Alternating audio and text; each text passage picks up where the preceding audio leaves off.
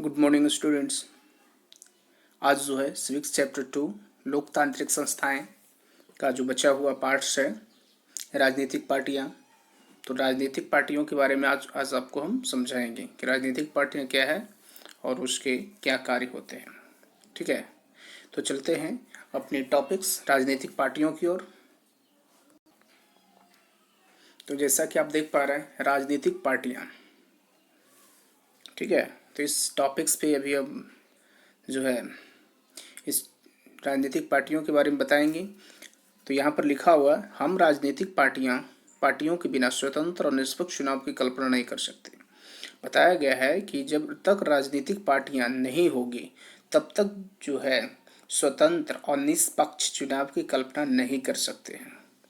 राजनीतिक पार्टी व्यक्तियों का एक संगठित समूह होती है जो एक राजनीतिक इकाई के रूप में काम करती है और जिसका उद्देश्य सरकार पर अपना नियंत्रण स्थापित करना तथा अपनी नीतियों और कार्यक्रमों को लागू करना होता है।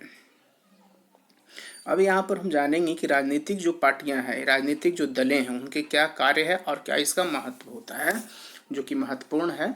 ठीक है, तो राजनीतिक जो है दलों के कार्य और इसके महत्व। ठीक है, तो जैसा कि इसमें 5 पॉइंट दिए हुए हैं। फर्स्ट पॉइंट है कि राजनीतिक पार्टियां चुनाव अभियान चलाती है। राजनीतिक जो पार्टी है वो क्या करती है? चुनाव अभियान चलाती है और चुनाव की संपूर्ण प्रक्रिया को सरल बनाती है। राजनीतिक पार्टियों के बिना चुनाव बड़ा असुविधाजनक हो जाएगा। आमतौर पर चुनाव दलीय आधार पर ही लड़ जाते हैं। पॉइंट नंबर 2, सदन में जिस राजनीतिक पार्टियां या गठबंधन का बहुमत होता है उसकी सरकार बनती है और अन्य पार्टियां विपक्ष की भूमिका निभाती है। विपक्षी दल सरकार के गलत निर्णयों की आलोचना करके उसे सही निर्णय लेने के लिए बाध्य करती है। सफल लोकतंत्र की एक अस्थायी सरकार का होना और विपक्ष का मजबूत होना दोनों ही आवश्यक है। देखो यहाँ पर बताया गया पॉइंट नंबर 2 में कि सदन में जिस राजनीतिक पार्टी का गठबंधन का बहुमत होता है, ठीक है, उसी की सरकार बनती है और अन्य पार्टियां जो विपक्ष की भूमिका निभाती है, विपक्ष दल सरकार के गलत निर्णयों की आलोचना करके उसे सही निर्णय लेने के लिए वादे करती है। सफल लोकतंत्र के लिए एक अस्थायी सरकार का होना और विपक्ष का मजबूत होना दोनों ही आवश्यक है। पॉइंट नंबर 3, राजनीतिक पार्टियां सरकार और जनता के बीच एक कड़ी का काम करती है। कहा गया कि राजनीतिक जो पार्टी होती है सरकार और जनता के बीच जो होती है एक कड़ी का काम करती है। ऑप्शन नंबर 4 है, वे जनमत का निर्माण करती है और जनता को देश के समक्ष उत्पन्न समस्याओं से अवगत कराती है। ठीक है, पॉइंट नंबर है 5, राजनीतिक कार्यकर्ता बहुत से सामाजिक कार्य करते हैं और जल कल्याण से संबंधित मुद्दों को उठाते हैं। ठीक है, उसके बाद भारत में दलीय प्रणाली, भारत में बहुदलीय प्रणाली है। भारत में अनेक राजनीतिक पार्टियां हैं। हम इन्हें 2 श्रेणी अर्थात राष्ट्रीय पार्टियां और क्षेत्रीय पार्टियों में वर्गीकृत कर सकते हैं। ठीक है, तो देखो यहाँ पर जो है डिफरेंस क्या हुआ, राष्ट्रीय पार्टी और क्षेत्रीय पार्टी में अंतर। ठीक है, किसमें किया गया है? ये जो है राष्ट्रीय पार्टी जो है और क्षेत्रीय पार्टी में अंतर, ये है राष्ट्रीय पार्टी और ये है क्षेत्रीय पार्टी। दोनों में क्या अंतर होता है? तो चलिए इसका हम डिस्कशन करते हैं। तो जैसा कि आप देख पा रहे हैं पहला पॉइंट में, राष्ट्रीय पार्टी का पूरे देश या कई राज्यों पर प्रभाव होता है। जो राष्ट्रीय पार्टी होता है वो पूरे देश या बहुत सारे राज्यों पर उसका प्रभाव होता है, लेकिन क्षेत्रीय पार्टी का जो होती है इसका प्रभाव किसी एक राज्य या कुछ क्षेत्रों में ही सीमित होता है। पॉइंट नंबर 2 है, राष्ट्रीय पार्टी में इनके चुनाव नंबर 2 में है, इनके चुनाव घोषणा पत्र में राष्ट्रीय महत्व के मुद्दों को उठाया जाता है। क्षेत्रीय पार्टी में इनके चुनाव घोषणा पत्र में विशेष राज्य या क्षेत्र से संबंधित मुद्दे उठाए जाते हैं। नंबर 3, राष्ट्रीय पार्टियां परस्पर विरोधी क्षेत्रीय हितों के बीच तालमेल स्थापित करने पर बल देती है, लेकिन क्षेत्रीय पार्टी अपने राज्य या क्षेत्र के अधिक स्वायत्तता देने की मांग करती है। ऑप्शन नंबर 4, राष्ट्रीय पार्टी के लिए देश भर में एक विशेष चुनाव चिन्ह आरक्षित होता है। जो राष्ट्रीय पार्टी होते हैं उनके लिए जो है विशेष चुनाव चिन्ह आरक्षित होती है। क्षेत्रीय पार्टी को जिस राज्य संघ शासित क्षेत्र में मान्यता दी जाती है, केवल उसी में उसके लिए एक विशेष चुनाव चिन्ह आरक्षित होता है। ऑप्शन नंबर 5, राष्ट्रीय पार्टियों के उदाहरण है भारतीय राष्ट्रीय कांग्रेस, भारतीय जनता पार्टी और CPIM आदि। क्षेत्रीय पार्टियों के उदाहरण है तेलुगु देशम, DMK, शिवसेना, अकाली दल और AIADS के आदि। ये उदाहरण है क्षेत्रीय पार्टी के। ठीक है, अब यहाँ पर तो आपको तो पता चल गया होगा राष्ट्रीय पार्टी और क्षेत्रीय पार्टी क्या होता है और उसमें दोनों में क्या समानता है। ठीक है, उसके बाद का टॉपिक्स है प्रमुख राष्ट्रीय पार्टियां। देखते हैं प्रमुख राष्ट्रीय पार्टियां कौन कौन सा है। तो भारतीय राष्ट्रीय कांग्रेस, यह पार्टी सन 1885 में गठित की गई। देखिए याद रखिएगा कि भारतीय राष्ट्रीय कांग्रेस जो पार्टी है इसकी स्थापना जो है सन जो है कब किया गया, तो 1885 में इसका गठन किया गया था। ओके, इस पार्टी ने भारत पर स्वतंत्रता आंदोलन का नेतृत्व किया। इसका चुनाव चिन्ह हाथ है। कांग्रेस का क्या है, हाथ है। मई 2004 में कांग्रेस के नेतृत्व में UPA यानी संयुक्त प्रगतिशील, ठीक है। अब यहाँ पर देखेंगे कि कुछ जो है प्रमुख राष्ट्रीय पार्टी उसके चुनाव चिन्ह दिए गए हैं। देखिए जैसा कि आप देख पा रहे हैं यहाँ, ठीक है, कि राष्ट्रीय पार्टियां हैं और आरक्षित उसके चिन्ह हैं। जैसे कि आप यहाँ पर देखिएगा भारतीय जनता पार्टी का क्या है, कमल है। क्या है, कमल है। भारतीय कम्युनिस्ट पार्टी CPIM जो है इसका हथौड़ा, हंसिया और तारा है। ये भारतीय राष्ट्रीय कांग्रेस जो है उसका क्या है, हाथ है। तो ये तीन जो हैं, ठीक है, वो राष्ट्रीय पार्टियां हैं। कौन से पार्टियां हैं, राष्ट्रीय पार्टियां हैं। तो भारतीय जनता पार्टी कमल चिन्ह, भारतीय कम्युनिस्ट पार्टी जो है हथौड़ा, हंसिया और तारा, और भारतीय राष्ट्रीय कांग्रेस हाथ होता है। उसके बाद कुछ क्षेत्रीय पार्टियां और उसको चुनाव चिन्ह के बारे में यहाँ पर दिखा देते हैं। क्षेत्रीय पार्टियां, ठीक है, तो क्षेत्रीय पार्टियां में पहला थी क्या, बहुजन समाज पार्टी, जो असम, सिक्किम और पुडुचेरी में पार्टी का चुनाव चिन्ह आवंटित नहीं किया गया है। देखो यहाँ पर कुछ पकाया गया है, बहुजन समाज असम, सिक्किम और पुडुचेरी में पार्टी को यह चुनाव चिन्ह आवंटित नहीं किया गया है, हाथी। ठीक है, बहुजन समाज पार्टी हाथी है। भारतीय कम्युनिस्ट पार्टी जो CPI कहलाता है, ठीक है, इसका क्या है, अनाज की बाली और हंसिया। नंबर 3 असम गण परिषद, इसकी हाथी है। नेशनल कॉन्फ्रेंस जो है इसका कमल है, सॉरी हल है। उसका शिरोमणि अकाली दल है, इसका क्या है, तराजू है।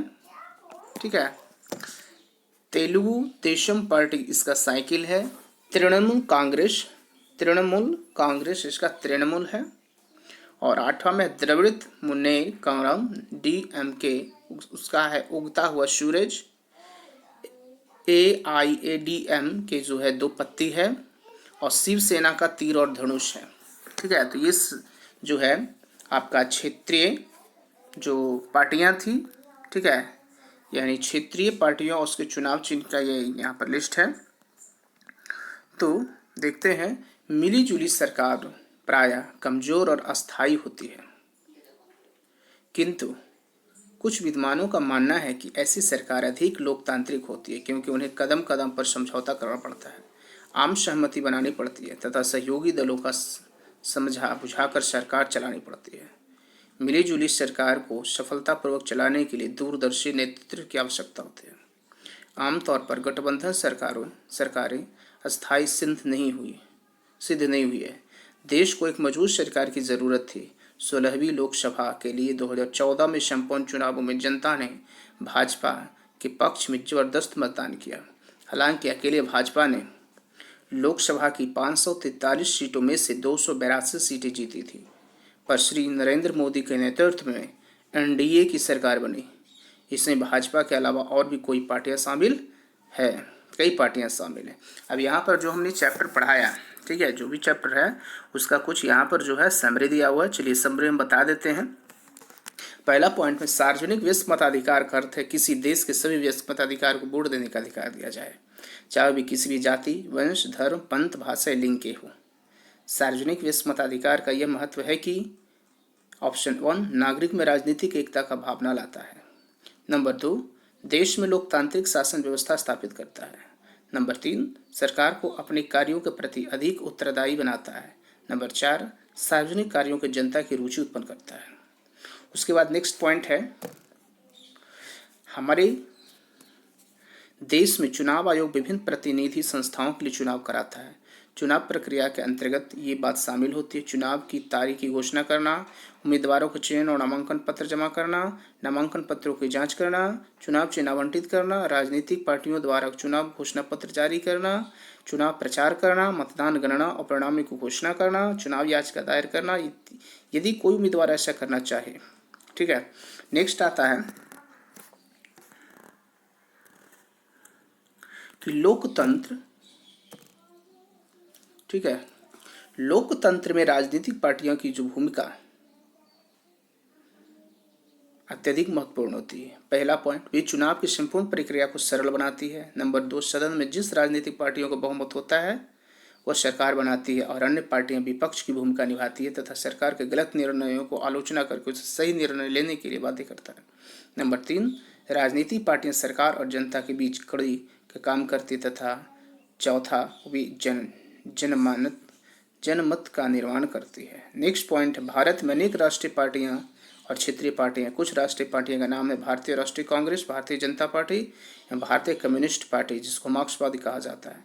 कुछ प्रमुख क्षेत्रीय पार्टियां अकाली दल, DMK और तेलुगु देशम आदि। नेक्स्ट पॉइंट है, हाल के वर्षों में मिलीजुली सरकार का चयन बढ़ गया है। इसके गठन में क्षेत्रीय पार्टियां और निर्दलीय सदस्य महत्वपूर्ण भूमिका निभाते हैं। ऐसी सरकार सभी सहयोगी पार्टियों को स्वीकार्य न्यूनतम साझा कार्यक्रम के अनुसार करती है। मिलीजुली सरकारें प्रायः कमजोर और अस्थायी होते हैं। 26 मई 2014 को भाजपा का नेतृत्व में गठित NDA सरकार करीब 30 वर्षों के बाद स्पष्ट बहुमत से बनने वाली पहली सरकार है। अब यहाँ पर देखिए, जो आप देख रहे हैं, अब आ जाता है आपके पास अभ्यास। तो बहु विकल्पी प्रश्न, सही उत्तर के सामने सही का निशान लगाना है। जैसे पहला प्रश्न, भारत में किस आयु को प्राप्त कर लेने के पश्चात यहाँ के नागरिक को किसी भी आम चुनाव में वोट देने का अधिकार प्राप्त होता है? 25 वर्ष, 21 वर्ष, 20 वर्ष या 18 वर्ष? तो आपको पता है जो सही होगा उस पर सही का निशान लगाएंगे। चुनाव के संबंध में आदर्श आचार संहिता किसके द्वारा निर्धारित की जाती है? भारत के राष्ट्रपति के, चुनाव आयोग, प्रधानमंत्री, राज्यपाल। किसके द्वारा? तो आपको पता है चुनाव आयोग के द्वारा होता है। इस तरह से जो है ये प्रश्न नंबर 1 होता है। प्रश्न नंबर 2 में जो है निम्नलिखित कथनों में से सही या गलत कथनों का चयन कीजिए। जैसे पहला है, वर्ष 2004 में केंद्र में गठित UPA सरकार की मुखिया श्री अटल बिहारी वाजपेयी थे। तो देख लीजिए क्या सही है क्या गलत है। नंबर 3 में है कि स्तंभ 1 में दिए गए शब्दों का स्तंभ 2 के साथ सही मिलान करना है। भारतीय जनता पार्टी का चुनाव चिन्ह क्या है? ठीक है, भारतीय जनता पार्टी का जो है चुनाव चिन्ह क्या है? तीर है या कमल है, तराजू हाथ है, क्या है? नंबर 4 में है, निम्नलिखित प्रश्न को उत्तर संक्षेप में देना है। जैसे सार्वजनिक व्यस्क मताधिकार का क्या अर्थ होता है? ये सार्वजनिक व्यस्क मताधिकार क्या है बताना है, हमने पढ़ाया था। दूसरा, सार्वजनिक व्यस्क मताधिकार के 2 लाभ बताइए। सार्वजनिक जो व्यस्क मताधिकार उससे क्या लाभ है?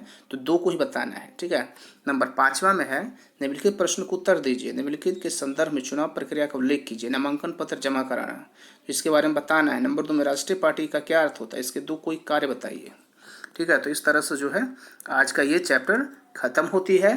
नेक्स्ट चैप्टर जो है हम हिस्ट्री के साथ जो है प्रेजेंट होंगे और उस हिस्ट्री का सब्जेक्ट को जो है हिस्ट्री चैप्टर में कोई भी चैप्टर को, जैसे 3rd स्टार्ट होगा तो हिस्ट्री में जो है चैप्टर नंबर 3rd को पढ़ाएंगे। और आज के लिए बस इतना ही। धन्यवाद।